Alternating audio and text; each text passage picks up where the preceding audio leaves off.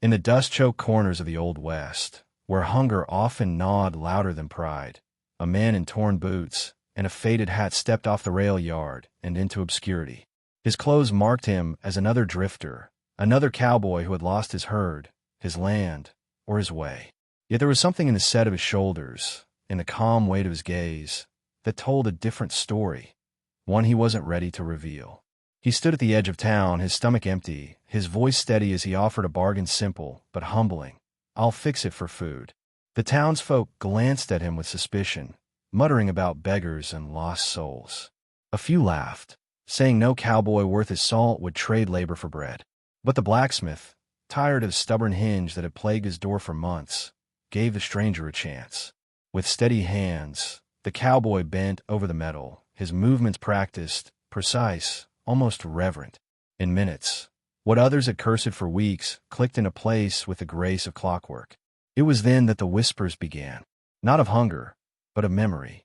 Old men leaned closer, recalling stories of the railroads, of a figure who rode the lines like a ghost, known for feats of speed and strength, a cowboy whose legend was written not in land but in steel. Could it be him, the one who vanished years ago, spoken of only in saloons when the whiskey flowed and the night grew long? The stranger said nothing, taking his payment in a loaf of bread and a grateful nod. He ate quietly, apart from the crowd, as though he'd learned long ago that glory could never feed a man. Yet in the way he carried himself, in the ease with which he tamed stubborn steel, the truth glimmered like sunlight on iron. This was no ordinary drifter. This was a man who had walked away from legend, seeking not applause but survival.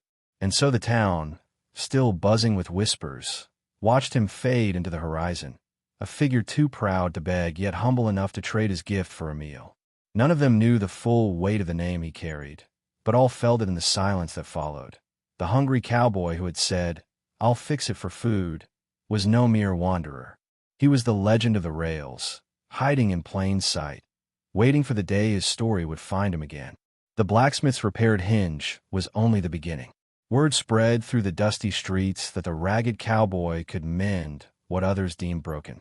Soon, he was called to patch a wagon wheel that had splintered during a storm. His hands moved with the same calm certainty, shaping wood and steel as if they were clay in his grasp. Townsfolk who once mocked him now stood at a distance, watching, murmuring that no ordinary drifter carried such skill.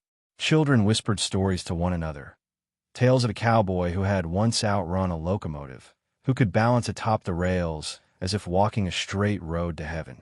Old-timers leaned on fences, eyes narrowing as memories stirred, memories of a figure from decades past, a man who had become more legend than flesh. They didn't dare say it aloud, but the thought burned quietly. Perhaps this hungry wanderer was him. Yet the cowboy never confirmed it. He accepted only simple meals in exchange for his labor, a loaf of bread, a plate of beans, a jug of water. Each time, he thanked them with a nod and moved on, his hunger satisfied for the night, but his heart still bound to something unseen. Pride did not drive him, nor greed. It was survival, plain and raw, that guided him, though the quiet dignity in his eyes revealed there was more. One evening, while fixing a farmer's gate, the man of the house pressed him. "You work like you've done this all your life. Who taught you?" The cowboy's gaze lifted, and for a heartbeat his mask slipped. "The rails taught me," he said softly, before turning back to his task. The farmer froze at the words, knowing the rails were no mere employer. They were the beating heart of the West, and only men of grit and legend could master them. From that day, the whispers grew louder. The drifter who claimed no name, who ate for his labor, was no simple wanderer. He carried the silence of a man who had seen the world from a perspective few could imagine, and who had walked away from it, leaving only myth in his place. The saloon became the center of speculation. Men slammed their cards on the table, swearing they remembered seeing him years ago, racing alongside the great iron beasts that carved the land. Others scoffed, saying it was impossible, that a man who could tame steel would never trade work for scraps. Yet even the skeptics found themselves watching closely each time the cowboy entered town, hoping to catch a glimpse of the truth in the way he carried himself. The bartender, an old soldier of the frontier, was among the first to see past the rags. "He doesn't walk like a beggar," he muttered one night. "He walks like a man who's ridden storms most of us wouldn't survive." And as the cowboy sipped his water quietly, the room fell silent, every man present aware they were in the company of someone who did not need to boast. His silence was louder than any tale. Meanwhile, the cowboy kept to his work. He repaired fences, oiled wagon axles, and even reshaped a farmer's plow with nothing but a hammer and instinct. Each job revealed a depth of knowledge that could not be explained by chance. Children began to follow him, eager to see the legend in motion, while women whispered that his presence carried safety, as though the ground steadied itself where he stood. Still, he never saw thanks. When offered coins, he refused. "Food is enough," he said, his voice low, his eyes distant. To him, payment was not the purpose. It was sustenance, nothing more.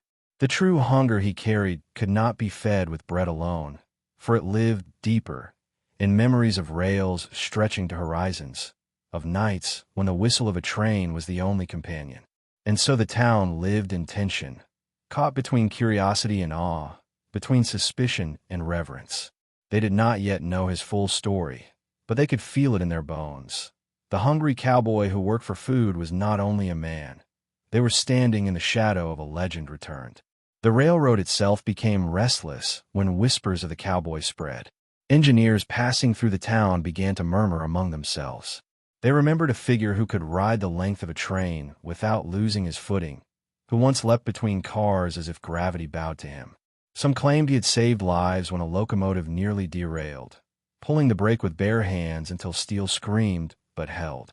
Could the ragged man fixing wagon wheels truly be that same legend? The cowboy, though, paid no mind to rumors.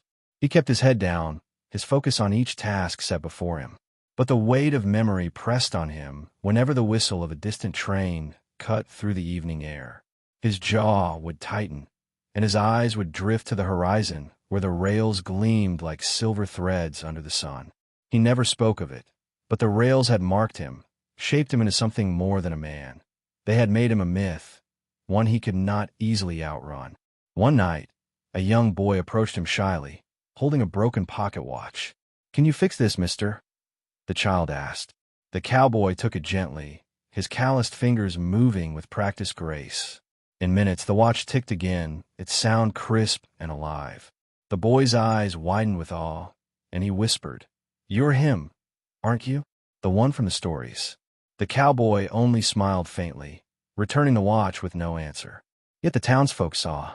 They saw how effortlessly he handled timepieces, hinges, rails, and steel.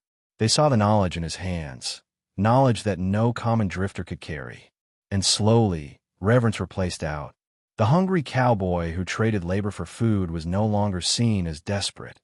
He was seen as a guardian of forgotten skill, a man who carried history in every motion. But legends could not stay hidden forever. The West had a way of drawing them back into the light, and soon the cowboy's past would find him, demanding a reckoning he could not refuse. It began with a letter, delivered by a rail worker passing through town. It bore the seal of the company that once ruled the tracks. The cowboy's hand hesitated as he unfolded the paper, his eyes scanning the lines that called him back to service. A storm had damaged a vital stretch of track, threatening lives and livelihoods across the frontier. And only one man, they said, had the knowledge and grit to mend it in time. The townsfolk, curious, gathered to watch his reaction. Some urged him to accept, believing it was his chance to reclaim the glory whispered in saloons. Others warned him to refuse, reminding him that legends had a way of swallowing men whole, leaving them with nothing but scars. But the cowboy remained silent, the weight of choice pressing on him heavier than hunger ever had. That evening, he sat by the fire outside the blacksmith shop, staring at the flames. The blacksmith approached quietly, placing a plate of food beside him. "You don't owe them," the man said, "but maybe you owe yourself the truth." The cowboy didn't answer, but his jaw clenched, his eyes reflecting both pain and resolve. The rails had once given him purpose, and now they called to him again, like an old wound reopening. The next morning, the town awoke to find him at the edge of the tracks, staring down the long, endless line of steel stretching into the horizon. His hat was pulled low, his satchel packed lightly. He wasn't running toward glory, nor away from hunger. He was walking toward something deeper, something he had buried long ago. The boy whose watch he had fixed stood nearby, watching with wide eyes, knowing he was witnessing the moment when myth became man once more.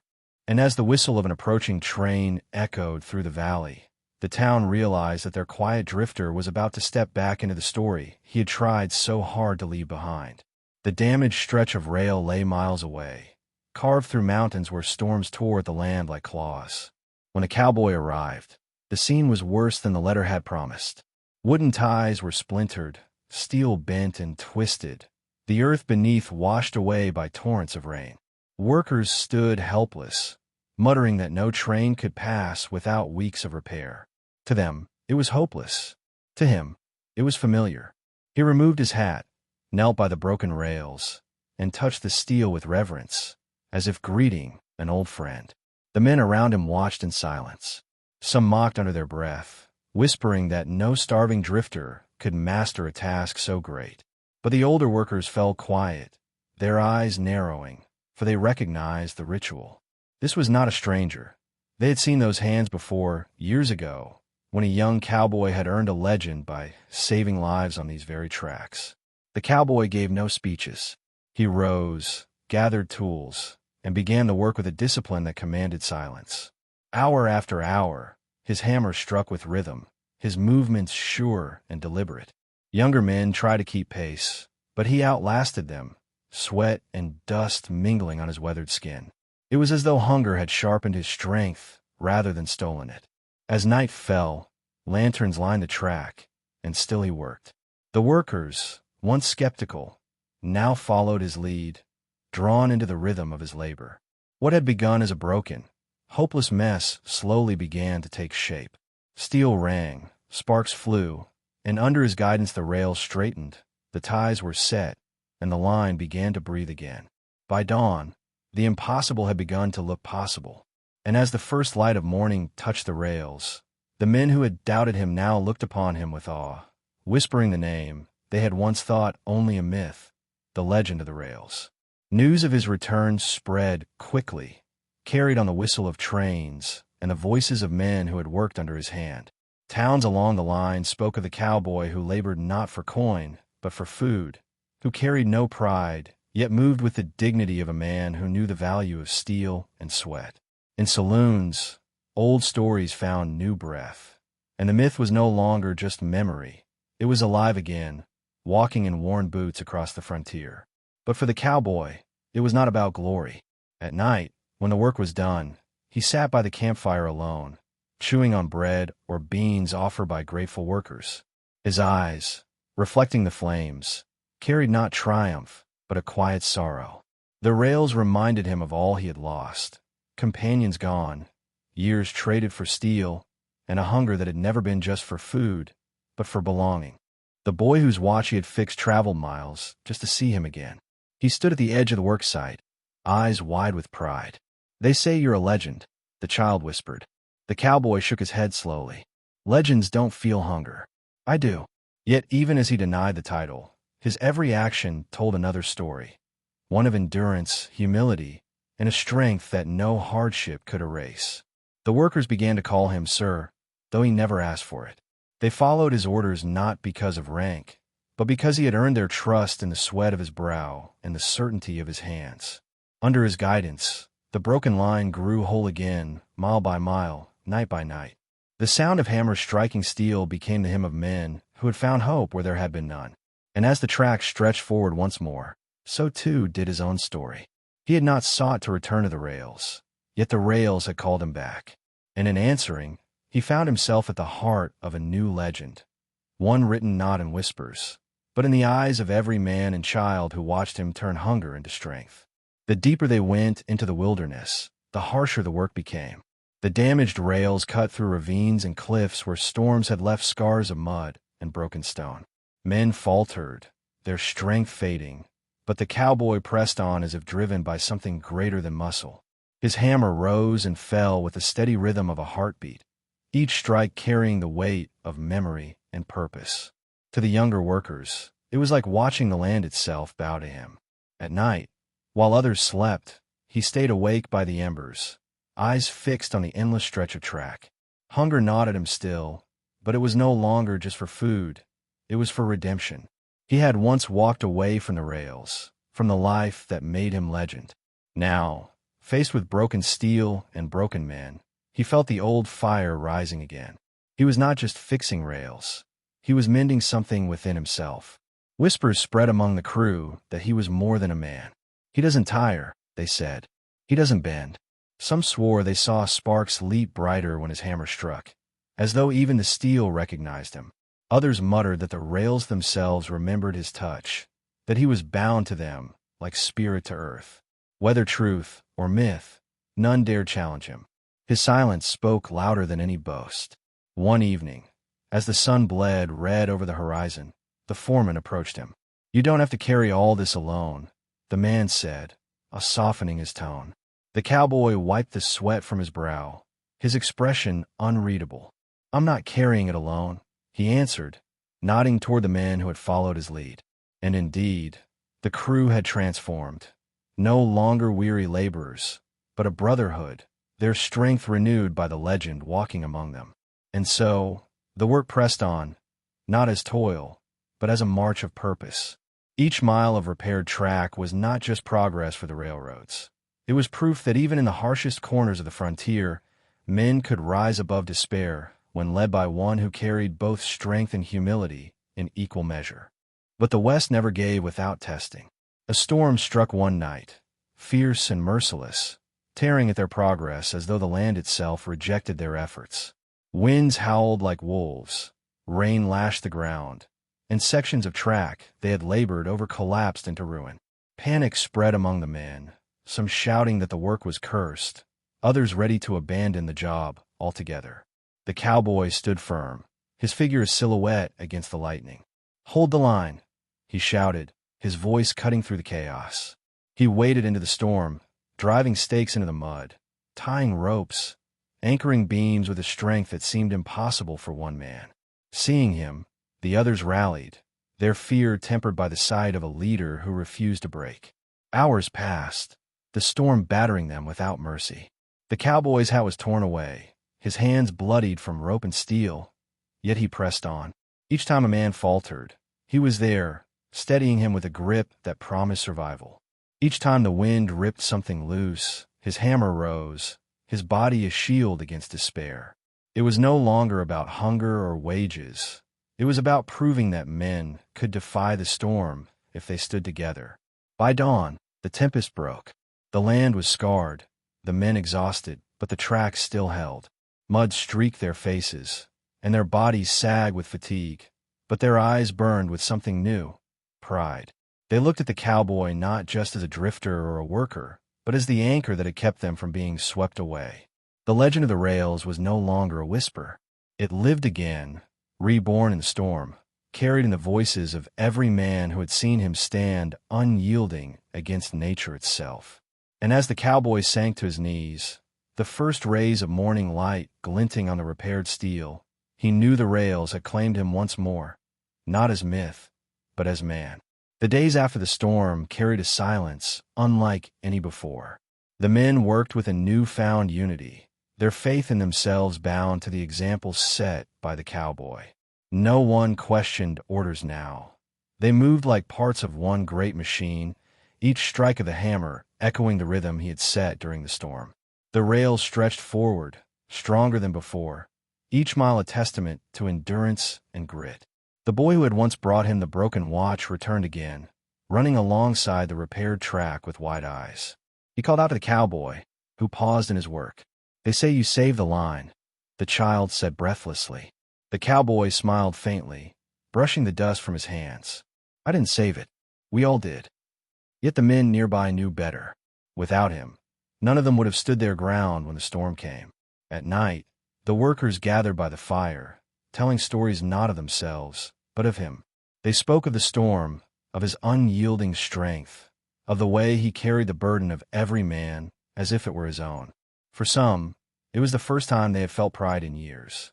For others, it was proof that legends could walk in flesh and bone. The cowboy listened quietly, saying nothing, his eyes fixed on the flames. Deep inside, he felt the weight of the whispers pressing on him again.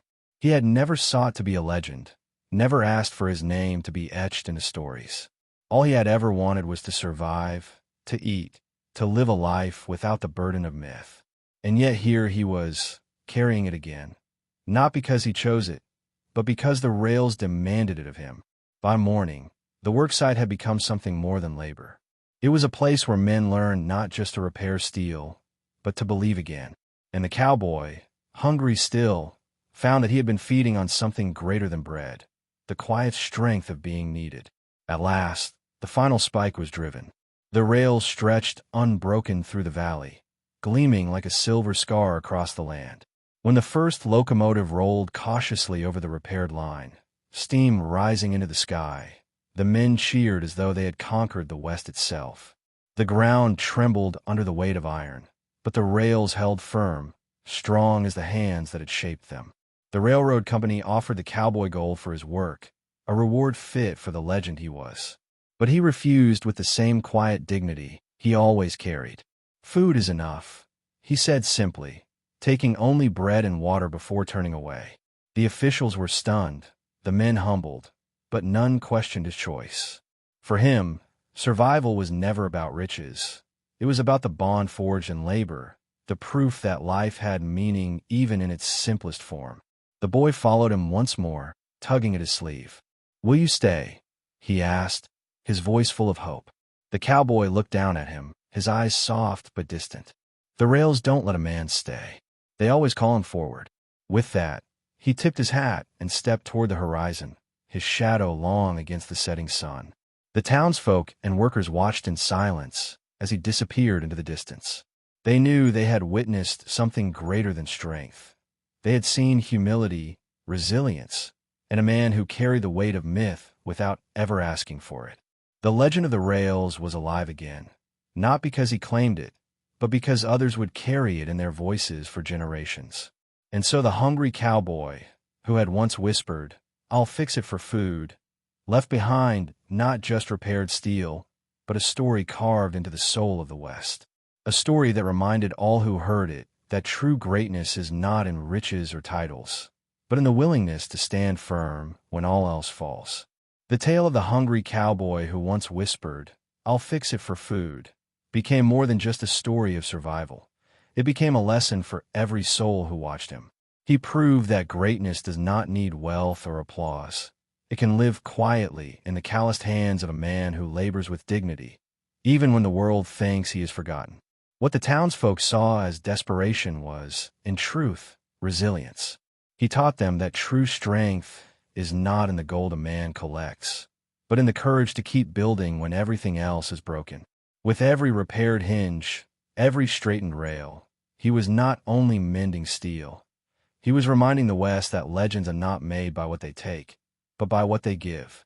In him, the boy found hope, and the men found purpose. Even the skeptics who once laughed could no longer deny that his silence carried more weight than their boasts. The legend of the rails lived again, not because he sought recognition, but because others could not help but see it in the way he carried himself. This story asks us to reflect. How often do we measure worth by coins or titles, forgetting that the truest wealth lies in perseverance, humility, and the will to stand when storms come? The cowboy's journey reminds us that legends are not born in comfort. They are forged in hunger, in hardship, and in the choices we make when no one else believes in us. If this story moved you, let it echo beyond this moment. Share in the comments what resilience means to you. Subscribe to the channel to follow more tales from the Old West. And leave a like so these stories continue to find the hearts that need them. Because sometimes, a single act of quiet strength can carry more power than 1,000 words written in history.